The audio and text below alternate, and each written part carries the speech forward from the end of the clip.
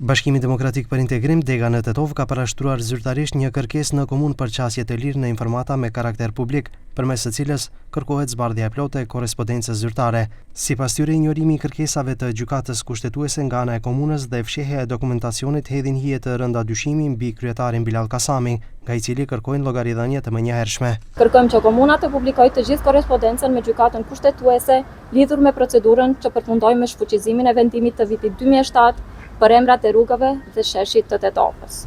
Vetë gjykata kushtetuese konstaton se komuna e Tetovës në 4 raste brenda një viti nuk e dorëzoi dokumentacionin e plotë të kërkuar.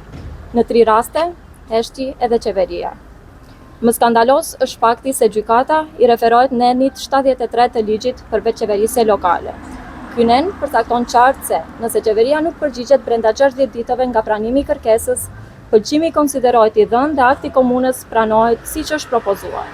Pra, sikur komuna të kishte dorëzuar provën se kërkesa për pëlqim ishte dërguar qeverisë, heshtja e qeverisë nuk do të ishte pengesë juridike. Nga komuna e Tetovës u përgjigjen duke thënë se kanë respektuar çdo procedurë ligjore dhe janë përgjigjur gjykatës kushtetuese në mënyrë institucionale për çdo kërkesë të saj, pas një vonesë apo neglizhencë.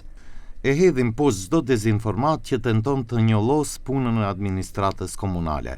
Është gënjeshtër të rregulluar se komuna nuk ka kthyer përgjigje, duke qenë se bëhet fjalë për një lëndë çështje të vjetër mbi 10 vjet. Komuna e Tetovës, në përputhje të plotë me ligjin, ka kërkuar dokumentacionin përkatës nga arkivi shtetëror dhe të njëjtin ja ka dorëzuar zyrtarisht gjykatës kushtetuese.